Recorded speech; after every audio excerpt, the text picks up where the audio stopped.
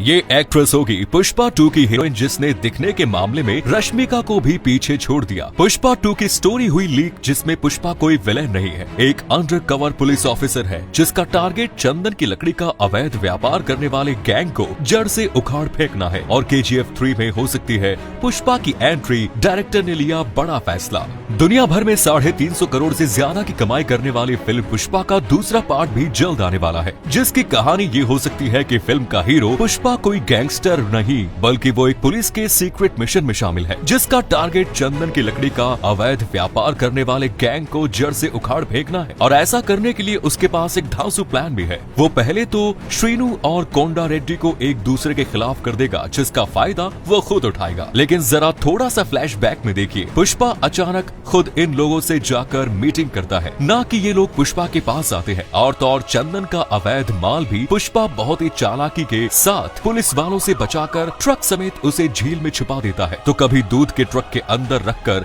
उसे सुरक्षित बाहर निकालना किसी पुलिस वाले के ही दिमाग की प्लानिंग हो सकती है। लेकिन फिल्म में सिर चकरा देने वाले ट्विस्ट को लाने के लिए मेकर्स ने फैसला लिया है कि श्रीवल्ली के किरदार को मरना होगा। अब यहाँ से फिल्म का दूसरा एंगल दिखाया जाएगा। फिल्म के विलेन यानी एक्टर फहाद फासिल श्रीवल्ली को मार देगा और अपनी महबूबा की मौत के बाद पुष्पा असली में फायर बन जाएगा, जिसके बाद अपनी गर्लफ्रेंड का बदला और सिंडिकेट का बादशाह बनने की चाहत पुष्पा को दुनिया पर राज करने की आग में बदल जाती है। अब वो पूरी दुनिया भर के चंदन के काले कारोबार का सरदार बनकर सबकी हवा टाइट रखना चाहता है। लेकिन इसी समय ऐसा कुछ होता है जिससे पुष्पा भी हिल जाता है। मेकर्स 2023 के बीच में इस फिल्म को सिनेमा घरों में लाने की प्लानिंग कर रहे हैं। लेकिन इससे भी बड़ी प्लानिंग KGF 3 में पुष्पा की एंट्री को लेकर हो सकती है। लेकिन कैसे, कब और कहां, ये आज हम आपको बताएंगे। आपको पुष्पा फिल्म का वो आखिरी सीन तो याद ही है ना, जिसमें पुष्पा के आगे पुलिस की पावर भी जलकर राख हो गई। तो आप जरा सोचिए, जब 2 इंटरनेशनल डॉन एक स्क्रीन पर आएंगे तो दुनिया के सारे रिकॉर्ड टूट जाएंगे। लेकिन ये कब, कैसे और क्यों होगा? दरअसल रॉकी भाई की स्टोरी 90 के दशक की है और वो पूरी दुनिया पर बादशाहत कायम रखने के लिए सारी हदों को पार कर रहा था। तो वहीं दूसरी ओर पुष्पा की स्टोरी लाइन भी 1990 की दशक की है, जो कि आपने आज तक नोटिस ही नहीं किया, क्योंकि आप तो पुष्पा की श्रीवल्ली और रॉकी भाई की गर्लफ्रेंड पर नजर लगाए हुए थे। लेकिन इन दोनों की स्टोरी में सिर्फ 8-10 साल का फर्क है, जो कि बहुत बड़ा गैप नहीं है। आपको हैरानी नहीं होनी चाहिए अगर रॉकी भाई के सोने के साथ पुष्पा को समुद्र निकलते हुए दिखाया जाता है तो, क्योंकि इन दोनों फिल्मों को जोड़ने के लिए फिल्म का प्लॉट ही सबसे बड़ा सबूत है। दोनों फिल्मों में अंडरवर्ल्ड लेवल पर क्राइम को दिखाया गया है, यानी कि दोनों ही हीरो पूरी दुनिया पर राज करना चाहते हैं। एक सोने के खदान का बादशाह बनना चाहता है तो दूसरा चंदन की तस्करी का शहंशाह है। लेकिन दिक्कत है तो बस एक बात की कि ये दोनों फिल्में अलग अलग प्रोडक्शन हाउस में बनी है। एक कन्नड़ इंडस्ट्री से है तो दूसरा तेलुगु फिल्म इंडस्ट्री से। लेकिन अगर इन दोनों की आपस में बात बन गई तो ये सपना सच हो सकता है। अब अपने दिमाग पर थोड़ा सा जोर डालिए और याद कीजिए कि दोनों फिल्मों का अंत इंटरनेशनल मार्केट पर दिखाया गया है। रॉकी अपने सोने के साथ समुद्र में डूबता हुआ दिखाया जाता है, वहीं दूसरी ओर पुष्पा को सिंडिकेट और दुनिया पर राज करने के